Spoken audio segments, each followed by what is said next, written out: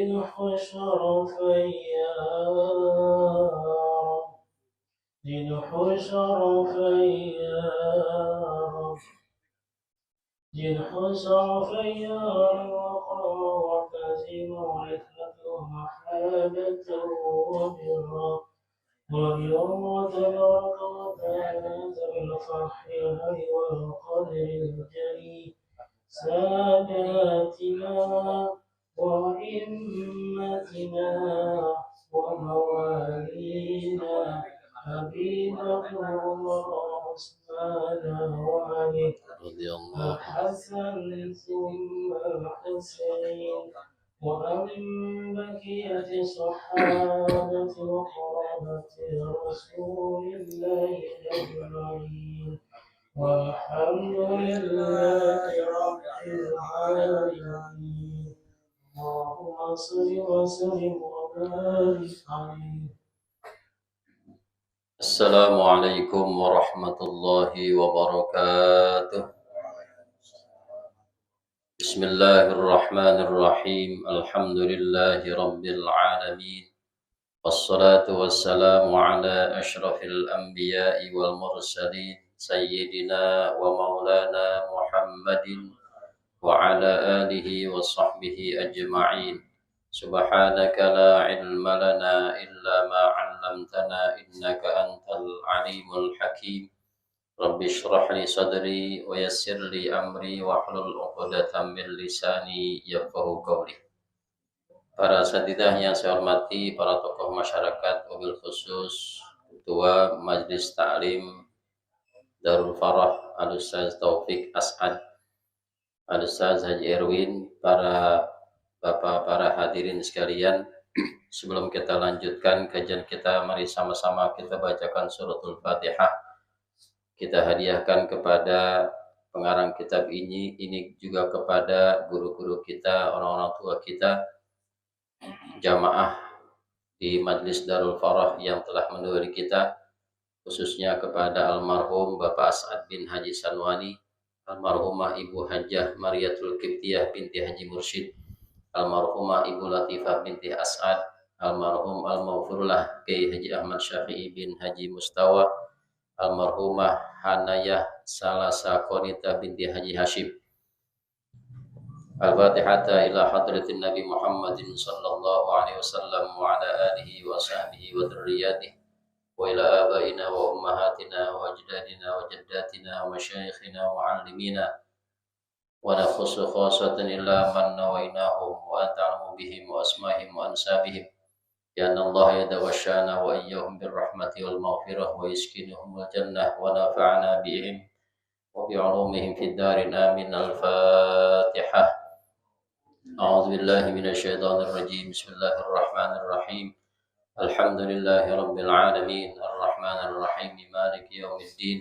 Iyyaka na'budu wa iyyaka nasta'in ihdinas siratal mustaqim siratal ladzina an'amta 'alaihim ghairil maghdubi 'alaihim waladdallin. Amin. Bismillahirrahmanirrahim. Qala al-mu'allif rahimahullahu ta'ala wa nafa'ana bihi wa bi'ulumihi wa bimasyayikhina mu'allimina amin. Wa bihi la bi ghairihi nasta'inu ay natlubul ma'unata fataqdimul jari wal majruri li ifadatil ikhtisasi ala umuri dunya wad din yutlaqud dinu lughatan ala ma'anin katsirah. Wa bihi, dan hanya kepada Allah, la bi ghairihi, bukan kepada selain Allah. Nasta'inu, kita memohon pertolongan. Kata nasta'in itu bermakna tolab, artinya meminta dan memohon. Ainat lubul ma'unata, yakni kita mohon minta al-ma'unata akan pertolongan. Nah, dari mana kita tahu arti nasta'in itu natlubu, memohon atau meminta pertolongan? Dari lafaz wadan istaf'ala, ista'ana yasta'inu nasta'inu. Jadi wazan istaf'ala itu bermakna tolab. maknanya meminta. Ghafara mengampuni, istaghfara meminta ampun. Itu kalau bahasa Arab begitu tuh. Berubah kata, berubah nambah huruf, lain arti. Ghafara mengampuni, istaghfara meminta ampun. Istaghfara yastaghfiru istighfaron. Maka kalau kita minta ampun disebutnya istighfar, meminta ampun. Naja artinya bersih, selamat bersih. Istinja menuntut bersih, artinya cebok. Gitu. Supaya kita jadi bersih, maka ada usaha untuk membersihkan. Maka disebut istinja. Nah, kita artiin gampangannya apa? Cebok. Gitu. Tapi itu ada maknanya. Nah, itu uniknya bahasa Arab tuh begitu. Perubahan huruf, penambahan huruf atau pengurangan huruf itu punya arti yang berbeda. Nah, cuman kalau di bahasa Indonesiain nanti lain lagi. Kita bilang istighfar, orang Indonesia bilang istigopar gitu. Istigopar. Natlubul ma'unata, kita meminta, memohon pertolongan. Fataqdimul jari wal majruri, maka mendahulukan jar majrur dengan bihi itu. Bihi jar majrur, ba huruf jar, hi-nya majrurun bil ba. Mendahulukan jar majrur asalnya nasta'inu bihi atau nasta'inuhu. Kami memohon pertolongan kepada Allah. Nah, didahulukan jar majrur itu li ifadatil ikhtisasi, untuk memberi faedah ikhtisos, kekhususan, keistimewaan. Mendahulukan jar majrur hanya kepada Allah, nasta'inu, kita memohon pertolongan. Sama iyyaka na'budu wa iyyaka nasta'in. Asalnya na'buduka wa nasta'inuka. Kami mau menyembah kepadamu dan kami minta pertolongan kepadamu. Tapi maf'ulnya diduluin. Iyyaka na'budu, hanya kepadamu. Tadinya kami menyembah engkau. Tapi karena maf'ulnya diduluin, maka itu makna ikhtisos. Ada makna istimewa di situ. Ditambahkanlah pakai bahasa Indonesia, hanya kepadamu kami menyembah, hanya kepadamu kami mohon pertolongan. Gara-gara hanya itu gara-gara apa? Gara-gara maf'ulnya yang darinya di belakang jadi duluan. Sama kayak kita ngomong sama bini, abang cinta neng. Nah, girang gak tuh dia? Girang. Akan lebih girang lagi kalau bilang hanya neng yang abang cinta. Waduh, tuh langsung terbang sampai langit-langit tuh. Ya, mentok benjol balik lagi. Tuh kata hanya itu maknanya beda tuh. Hanya kepadamu kami menyembah, hanya kepadamu kami mohon pertolongan. Nah, di sini wabihi nasta'in, hanya kepadanya lah, kepada Allah kami mohon pertolongan. Ya, kita mau minjem duit sama orang. Bang, saya mau minjem duit, bang. Bisa nggak? Berapa duit? Ya, butuhnya sih 1 juta. Ya, kalau emang ada cepeng nggak apa-apa dah, 100 daripada saudara putus gitu kan. 100 daripada, kan dulu begitu tuh ya. Ya gimana ya, gue juga ada perlu. Cuma nama abang doang nih saya bisa ngarep, yang lain kagak bisa. Nah, udah habis dah tuh, udah habis urusan tuh. Udah nggak bisa kemana-mana kalau begitu. Nah, kalau udah begitu berarti kan ngarepan dia udah nggak ada lagi. Cuma itu doang udah. Hanya abang doang yang bisa saya pinjemin. Yang lain udah belangsak semua. Udah. Nah, itu kan berarti ikhtisos namanya. Ala umurid dunya waddin, atas semua permasalahan dunia dan agama. Nah, ini juga perlu jadi perhatian ya. pada hamdalah yang orang sering nih, ada agak kesalahan sedikit. Ada orang bilang hamdalahnya begini, alhamdulillahirabbil alamin wa bihi nasta'in wa ala umuri dunya waddin. Itu kan banyak tuh yang begitu tuh. Mestinya nggak boleh ada wawu di ala. Jadi alhamdulillahirabbil alamin wa bihi nasta'in ala umuri dunya waddin. Jangan wa ala, jangan. Jangan tuh, wawu itu nggak boleh ada di situ. Kenapa? Karena antara nasta'inu dengan ala itu satu kesatuan. Istilahnya kalau orang yang belajar nahwu tuh, ala ta'alluq ila nasta'in. Ala itu berta'alluq, berkaitan dengan nasta'in. Kami mohon pertolongan hanya kepada Allah, kami mohon pertolongan. Pertolongan apa? Atas semua urusan dunia dan agama. Nah, Allah di situ jangan ditaruhin wawu atof. Kalau wawu atof, atofnya kemana? Gitu. Atofnya kemana? Kalau yang namanya atof itu harus ada ma'tuf alaih namanya. Penghubung dan. Berarti ini kalau ada dan sebelumnya harus ada tuh. Telah datang Bang Taufik dan Bang Haji Erwin ke rumah saya. Telah datang ke rumah saya Bang Taufik dan Bang Haji Erwin. Nah, kalau orang bilang begini, telah datang ke rumah saya dan Haji Erwin. Dan Haji Erwin, emang Haji Erwin nama siapa? Kan orang nanya, tiba-tiba udah dan aja. Nah, itu namanya kesalahan. Maka kalau kita baca hamdalah yang seperti ini, ala umuri dunya wa dinnya, nggak usah pakai wawu. Alhamdulillahirabbil alamin wa bihi nasta'in ala umurid dunya waddin. Nah, ini kan dicontohin di kitab kan begitu juga tuh. Nggak usah pakai wawu. Sama kayak alhamdulillahi wa kafa.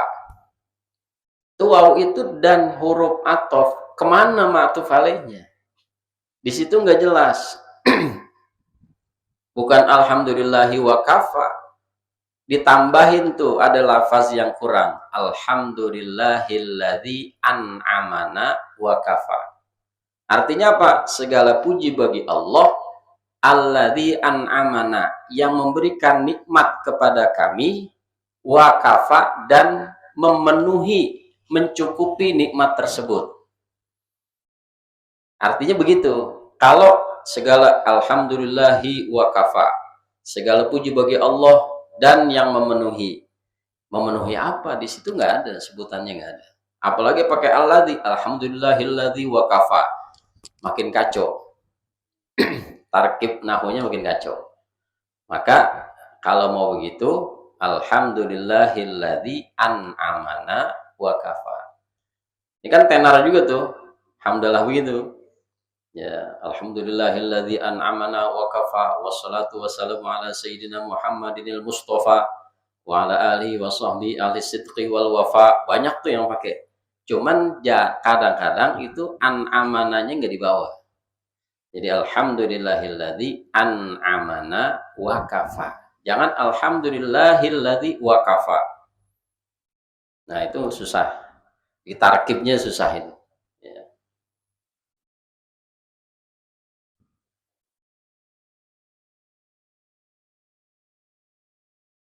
Ala umuri dunia waddin, atas permasalahan dunia dan agama.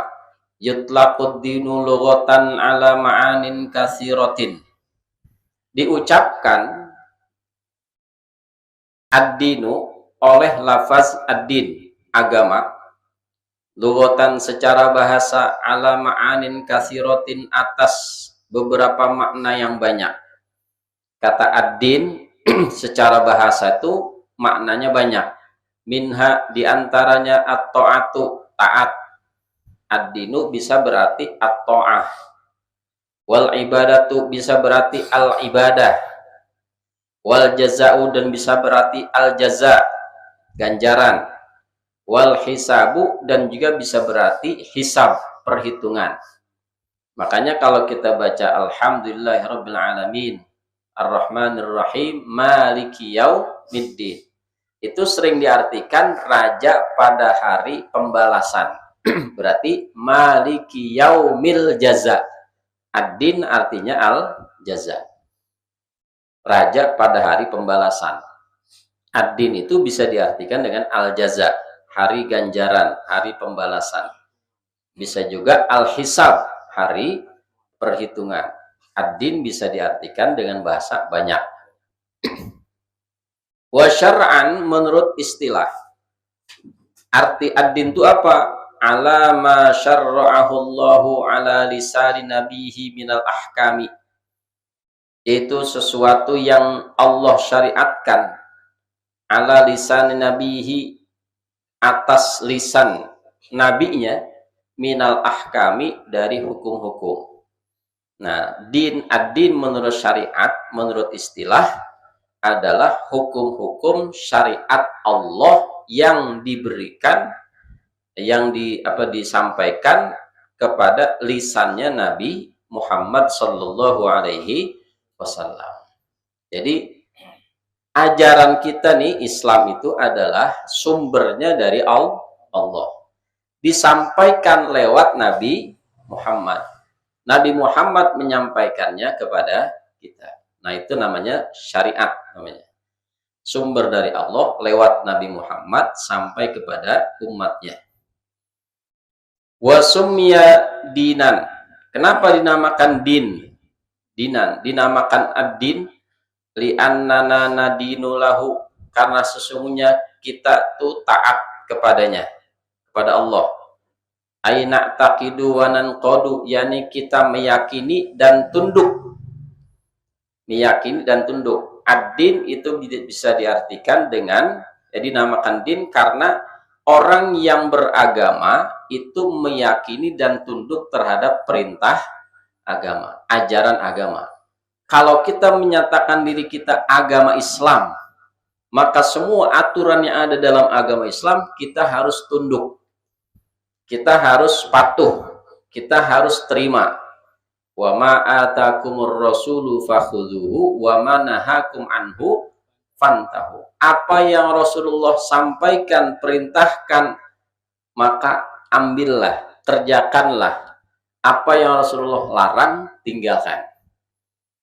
Allah melalui Rasulnya menyuruh kita menerapkan hukum.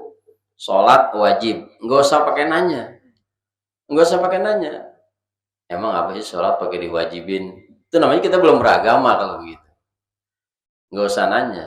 Itu adalah satu perintah yang harus kita lakukan. Nggak boleh pakai nanya kenapa. Lakukan aja. Ya, kalau mencari hikmahnya silahkan. Tapi kalau menanyakan kenapa wajib, nggak boleh. Ada orang ninggalin sholat. Dia nggak mau sholat. Kita tanya, kenapa ente nggak sholat? Menurut ente bagaimana? Saya lagi malas. Saya belum mau sholat, lagi malas. Menurut ente sholat wajib apa enggak? Wajib. Tapi kenapa nggak dilakukan? Males saya. Belum bisa ngelakuin. Karena masih belum dapat hidayah katanya. Kan suka ada yang begitu tuh. Padahal mah hidayah bukan ditungguin. Hidayah itu dicari. Bukan kita nungguin di rumah. Nah, kita rezeki aja kita cari ya. Rezeki kita cari. Ada orang. Duit kagak ada, beras kagak ada, air kagak ada. Dekem aja di dalam kamar. Ya. Ikhtiarnya kagak tuh. Untuk itu urusan duit. Urusan rezeki yang urusannya untuk keselamatan dunia. Lah kalau hidayah kan keselamatan akhirat. Akhirat harus dicari. Dengan apa nyarinya?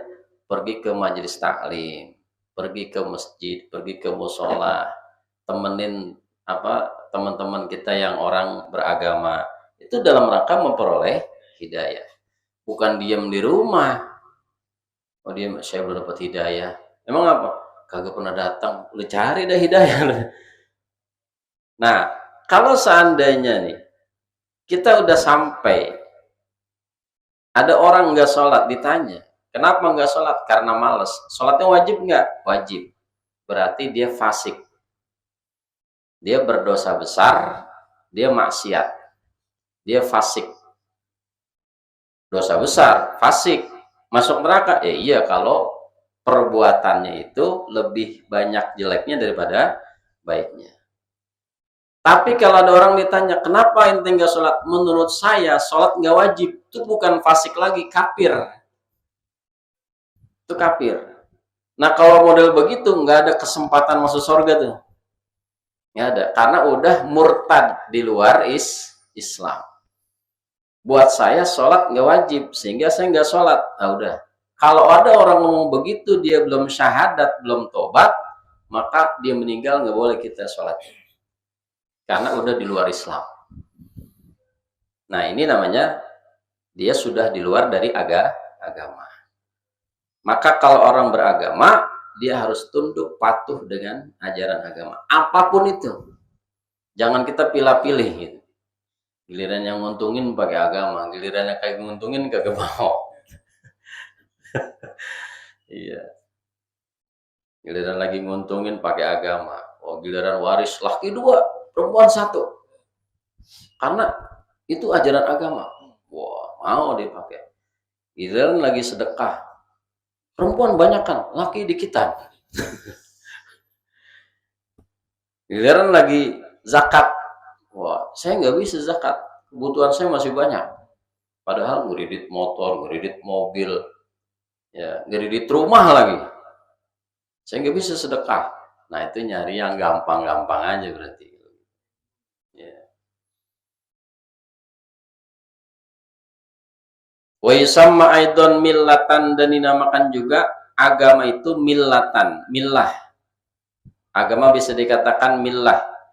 Min haitsu annal malika yumlihi ayyulqihi ala rasuli wa huwa yumlihi alaina. Kata millah itu kenapa? Min haitsu annal malika, dilihat dari sisi bahwasanya Allah sang maharaja, yumlihi mendiktekan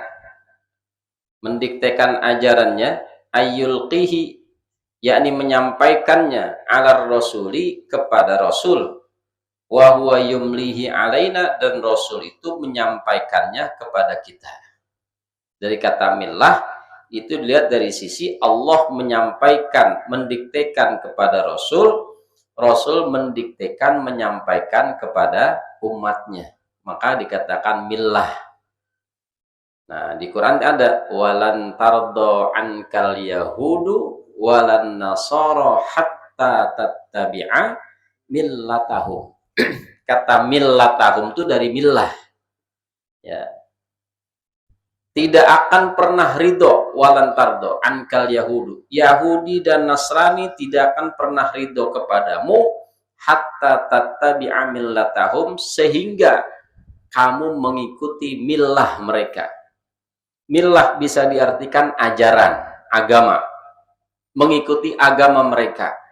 Millah bisa juga diartikan dengan pola pikir mereka.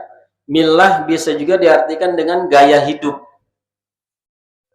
Nah, di situ Al-Quran menyatakan pakai lan tardo. Lan itu adalah amil nasab, artinya tidak, tapi tidaknya itu maknanya ila yaumil qiyamah. Tidaknya tidak akan pernah gitu. Nggak bakalan.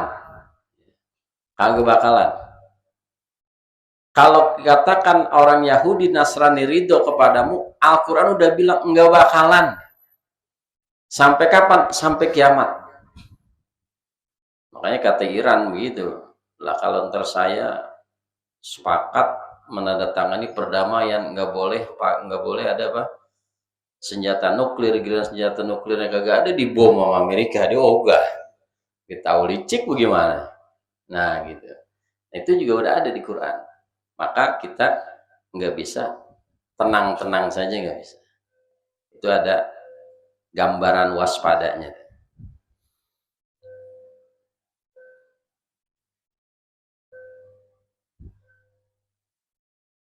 Wa yusamma aidan syar'an wa syari'atan min haitsu anna Allah syara'ahu lana ay bayyanahu lana ala lisanin Nabi sallallahu alaihi wasallam. Wa yusamma aidan syar'an, dan dinamakan juga agama itu syar'an wa syari'atan, sebagai syarak atau syariat dan syariat. Dari sisi apa dikatakan syariat itu agama? Min haitsu annallaha syarra'ahu lana. Dari sisi bahwasanya Allah memberikan syariatnya kepada kita, ay bayyanahu lana, yakni menjelaskan syarat tersebut kepada kita, ala lisanin Nabi sallallahu alaihi wasallam, atas lisannya Nabi sallallahu alaihi wasallam. Jadi lewat Rasulullah, lewat Nabi.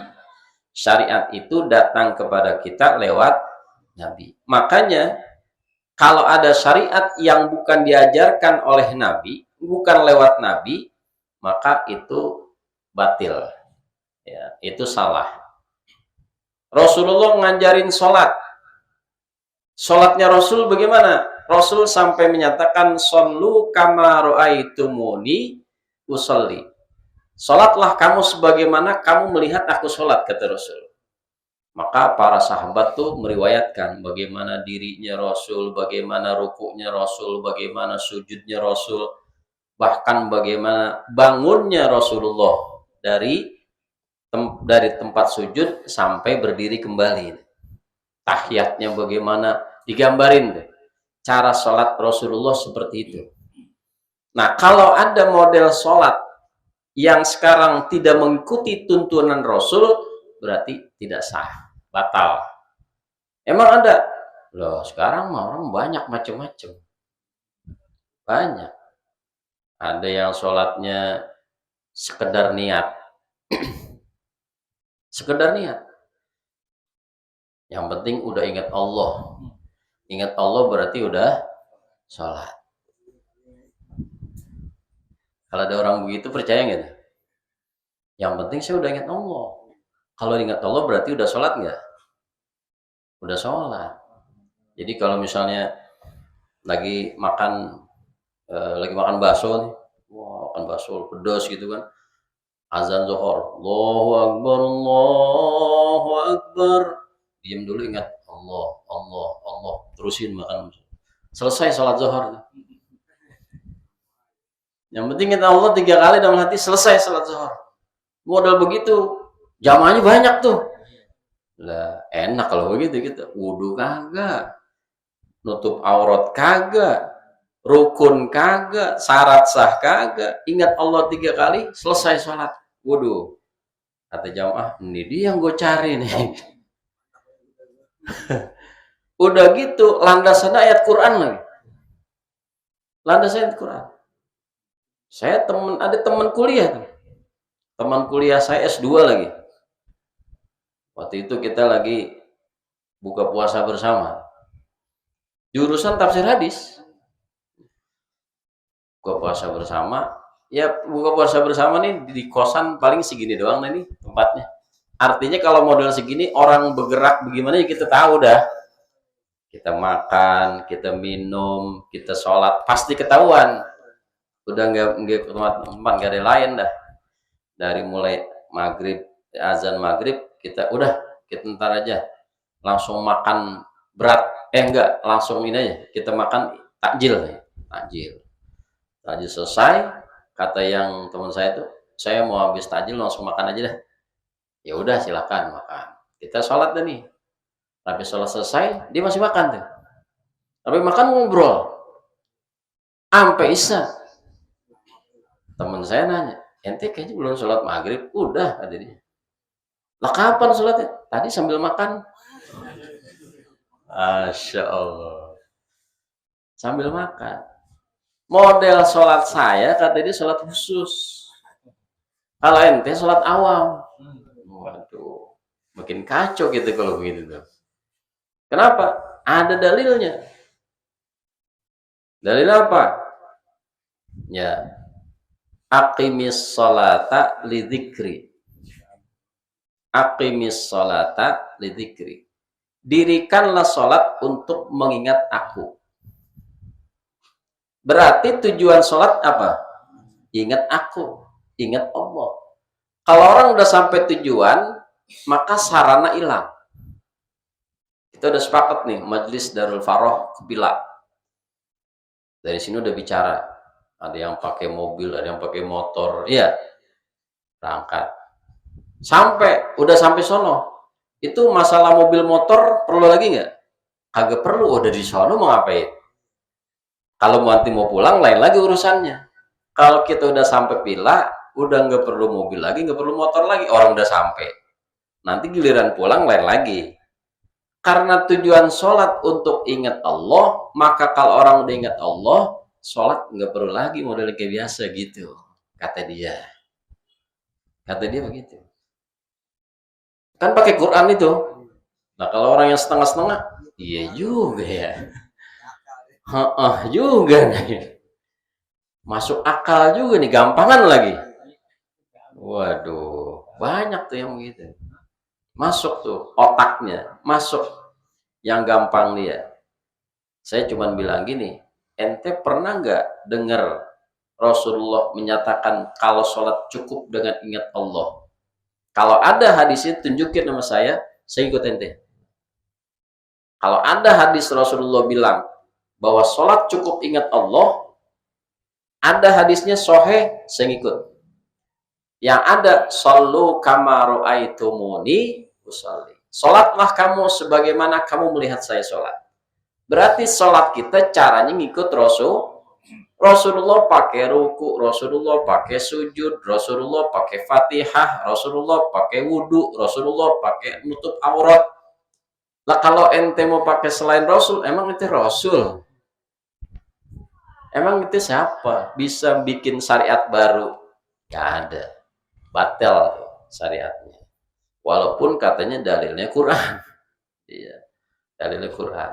Itu karena salah penafsiran aja. Salah penafsiran.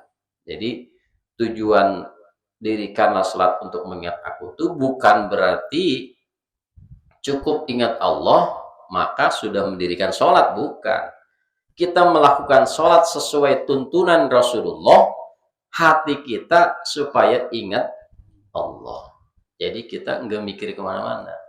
Usahakan lagi sholat ingat Allah. Ya kan kalau kita lagi sholat godaannya banyak. Lagi sembahyang yang kita kepikiran, giliran sembahyang kepikiran. Giliran ngobrol, giliran makan gak kepikiran tuh. Giliran sembahyang. Iya ya. Utang gua masalahnya udah dibayar. Abis ini kondangan banyak banget lagi. Ntar pakai sepatu yang mana ya? Nah, udah banyak deh. Itu godaannya sholat tuh. Makanya Allah menyatakan pada saat sholat usahakan untuk mengingat aku, ingat Allah. Jadi pas ngilu gitu balikin lagi, giliran mikir yang lain balikin lagi gitu. Jadi kalau kita udah punya kekuatan model begitu tuh nggak terpengaruh dengan pikiran-pikiran yang sesat, nggak terpengaruh. Ya biar kata dalilnya Quran, dalilnya hadis, itu bukannya karena Quran hadis yang salah, penafsirannya yang salah. Kita balikin nggak bisa jawab. Tunjukin nama saya ada hadis Rasulullah sholat zuhur ingat doang 3 kali. Kalau ada saya ikut. Nggak bisa jawab. Kagak ada. Ya udah berarti itu mau-maunya lu doang kalau gitu mah. Iya. Kalau model kita begitu, ada juga yang begitu. Iya, enak juga tuh yang begitu tuh ya. Waduh, repot tuh.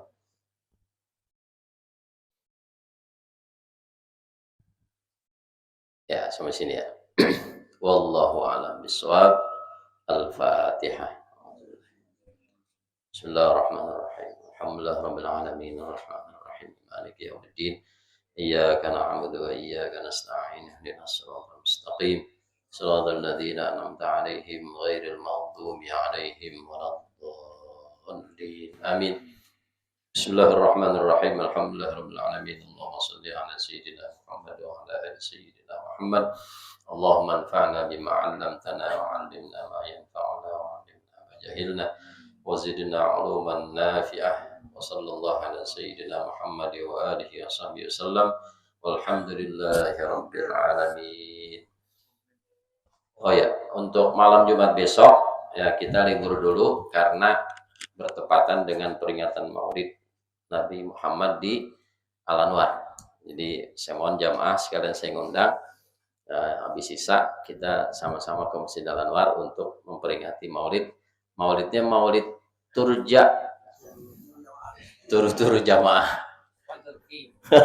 Kalau dulu Turki, tahun sekarang Turja, turu-turu jamaah. Jadi kita nih, kita jamaah-jamaah ikut pada bareng sono, ya kita Maulid bersama-sama.